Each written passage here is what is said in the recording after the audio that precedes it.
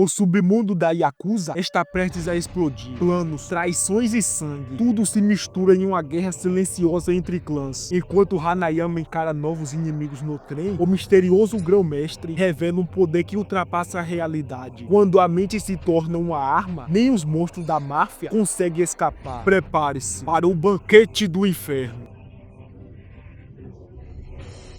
Após a tentativa de assassinato contra o Yakuza, o Grão-Mestre sorri com frieza. Hanayama ainda não viu nada. A diversão está apenas começando. Um flashback explode na tela. Chamas lambem o horizonte. Carros esmagados. Corpos carbonizados. O narrador corta a cena. Para consolidar as famílias e evitar uma guerra generalizada, aquela ação foi necessária. Homens amarrados executam mafiosos. Mensageiros avisam que o grupo Tomizawa pediu reforços. O Genou já estava chegando. Era o começo de uma guerra interna. Alguns cadáveres queimados. Preço da ordem naquela noite. O narrador então retornava. A 7ª geração do grupo Genou planejava tomar a liderança pela violência. Era 50 mil homens, 423 membros de elite. Mas havia resistência. O pai de Hanayama, mesmo com o braço esmagado e sangrando, ferida causada pelo próprio filho em um passado sombrio, ele estava lá, determinado, e cravava seu espaço. A cena ia para um prédio em ruínas. Tiros cruzavam janelas. A 5ª geração do grupo Fujiki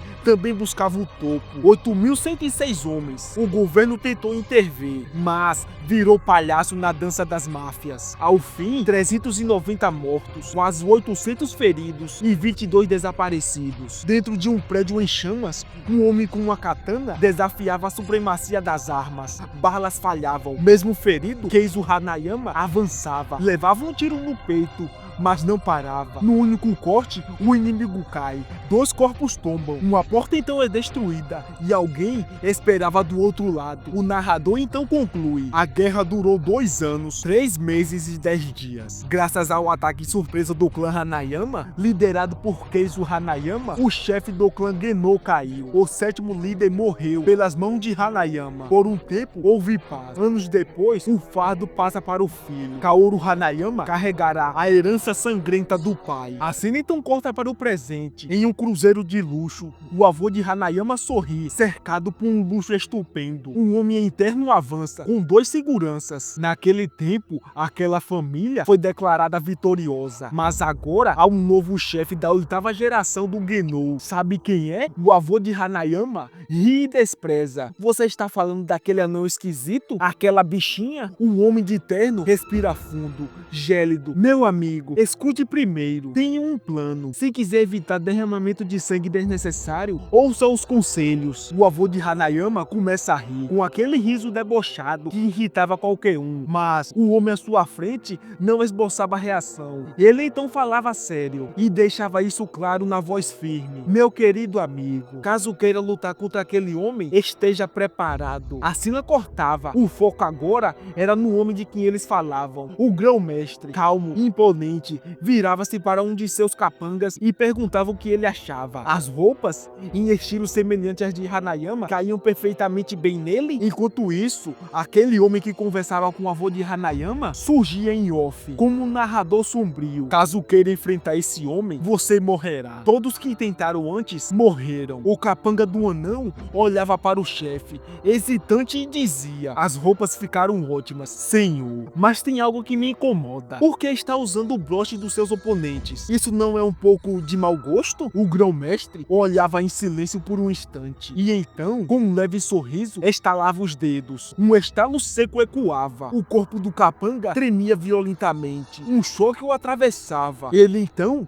desabava inconsciente. O Grão-Mestre se aproxima com uma calma assustadora, estende a mão e diz, em tom sarcástico: ainda não, querido. Levante-se, meu bebê. Segurando o rosto do seu subordinado, o chefe ergueu o olhar. A cena então transitava para o cruzeiro novamente. O homem de terno continuava, sério, encarando o avô de Hanayama. Estou sendo sincero. Escute com atenção, meu querido amigo. Eu sei do que ele é capaz. A cena voltava novamente para o chefe da 8ª geração. Ele apertava o rosto do capanga entre as mãos e com um movimento lento e cruel, o partia ao meio. Enquanto o sangue escorria pelo chão, a voz do homem do cruzeiro narrava: esse é o assassino mais poderoso que existe. Ele já matou quase 100.000 pessoas. E mesmo assim, não há registro algum. Nenhuma identidade, nenhum passado. É como se fosse um fantasma. Ele simplesmente não existe. O olho do capanga rolava pelo piso. E o grão-mestre sorria, dizendo calmamente: você tem a cabeça muito mole. Não é à toa que falava tantas bobagens. Ele olhava ao redor e completava com um tom teatral: mas, querido, espera aí. Para onde foi meu pinguim? O homem de terno continuava: esse homem é o assassino perfeito.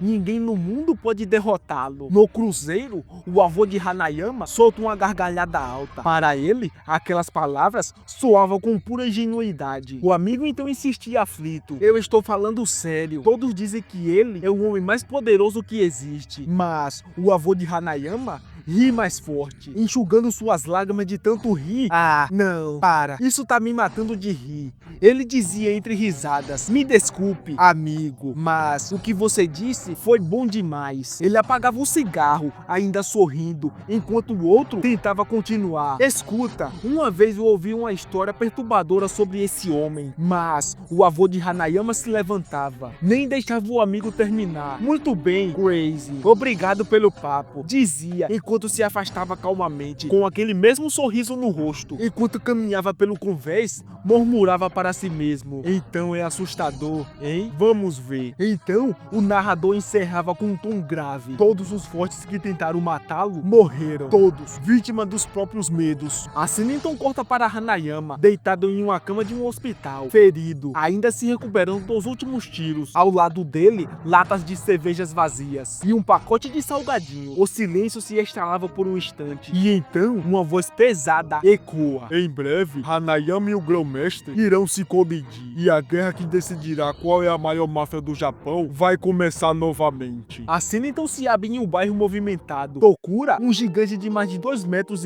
rosto marcado por cicatrizes, braços como troncos, tenta se misturar à multidão. Ele observava um garotinho brincando com um boneco comprado no mercado. Outra criança pede, com os olhos brilhantes, um ursinho de pelúcia à mãe. Tokura se aproximava com cuidado para não assustar a criança. Ele pega o ursinho, ajeita os olhos deles e oferece à criança. O sorriso da menina se espalha, mas para os civis, a visão de um homem daquele tamanho, coberto de cicatrizes, era aterrorizante. Eles não sabiam que por trás da aparência, a gentileza pura. Tokura apenas aceita o mundo como ele é, simples, sem malícia. A cena então ia para uma rua em frente a um bar. Os homens que tentaram matar Hanayama naquela noite estão ali, perto de um muro, armas à vista. O rosto deles traduz preocupação. Tentaram eliminar o Yakuza, mas temido e fracassaram. Ainda assim, a missão precisaria ser cumprida. Dentro do bar, Hanayama estava no balcão, bebendo com a calma de quem já sobreviveu às piores coisas. Tanaka e Mitsuteru conversavam despreocupados, mas Kizaki, o braço direito e sempre atento, percebiam uma tensão no ar. Hanayama se levantava e dizia que ia ao banheiro. Os outros nem notam a saída de Hanayama, mas Kizaki ficava preocupado. Lá fora, os homens se preparavam. A expectativa é tensa. Será que, dessa vez, terão sucesso?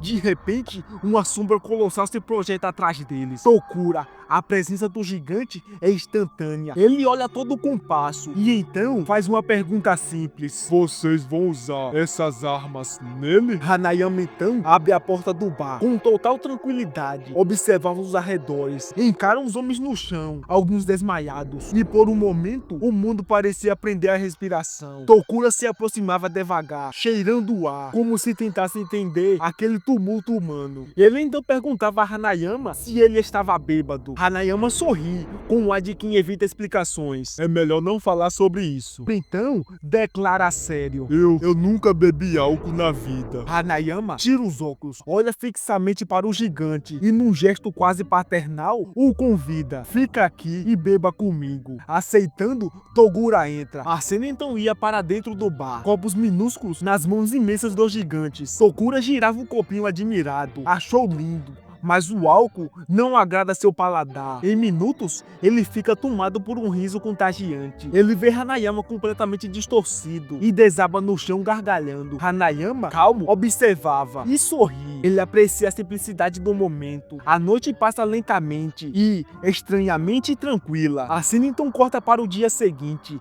Hanayama, querendo se afastar das obrigações do clã, caminha sozinho, vai a uma cafeteria, pede omelete de arroz, fuma e observa a cidade. Um homem que tem carros, mansões e capangas, hoje se misturava ao povo no trem. Em pé, entre passageiros, ele mantém a humildade calculada. Mas há um jogo por trás disso. A cena então ia para um restaurante, e o chefe do clã Genou observava Hanayama por uma tela que mostrava cada movimento do Yakuza. Sorri pensativo. Talvez Hanayama sabia que estava sendo seguido. Talvez faça questão de mostrar isso. Ele suspira, convencido. Deve ser uma tática do grupo Fujiki. A porta do restaurante explode. Homens armados, equipados com armas de alto calibre, invadem e cercam o local. No centro, o chefe permanecia calmo, sem alterar o olhar. Ele aponta para a tigela à sua frente e comenta, com frieza quase divertida: interessante, isso no meu prato é tetrodotoxina, o veneno do baiacu. Um trago e adeus. Dizem que tem um gosto bem apimentado. O plano era simples e mortal. Uma refeição envenenada, cercado por homens armados até os dentes. Caso o veneno falhasse, eles estavam ali para terminar o serviço. Mas o pequeno e misterioso chefe do grupo Genou apenas sorri,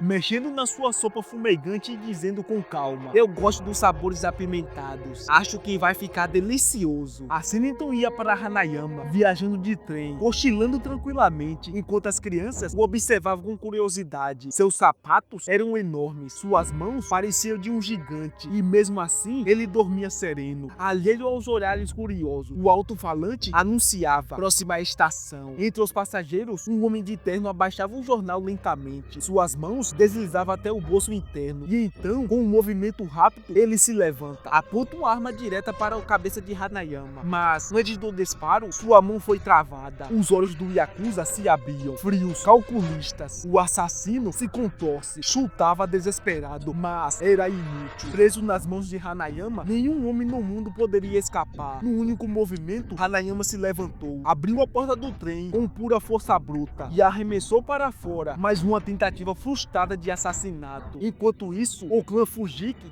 executava o verdadeiro plano, fazendo o clã Genou cair em sua própria armadilha. O restaurante virava palco de uma conspiração. Do lado de fora, carros de mafiosos e viaturas se alinhavam. Policiais e yakuzas, rivais por natureza, agora trabalhavam lado a lado contra um inimigo comum. Eles acreditavam que o alvo estava no templo Rounou. Dentro do templo, os homens abriam fogo. Dezenas de disparos cortaram o ar, mas num instante, o chefe do grupo Genou simplesmente desapareceu. Sua voz ecoava pelo ar: bom trabalho, aplausos. E então, o mundo mudou. A realidade ao redor se distorcia. O ar parecia vibrar e algo colossal surgia no céu. Um vulto, um gigante. Não se preocupem, é só uma alucinação, gritava um dos homens. Mas as palavras eram inúteis. O medo era real. Aquele ser os encarava e dizia: rapazes, seu tempo acabou. Seus reflexos são de tartaruga. Agora é minha vez. Vamos começar o controle de pragas. Em um piscar de olhos, sua mão colidia no rosto de um mafioso e sua cabeça se abriu ao meio como se fosse papel. Um pânico tomava conta. Os outros abriam fogo desesperados, mas era inútil. O massacre havia começado. Eles eram pegos, queimados, pisoteados. Um verdadeiro inferno. O chefe observava em choque. O salão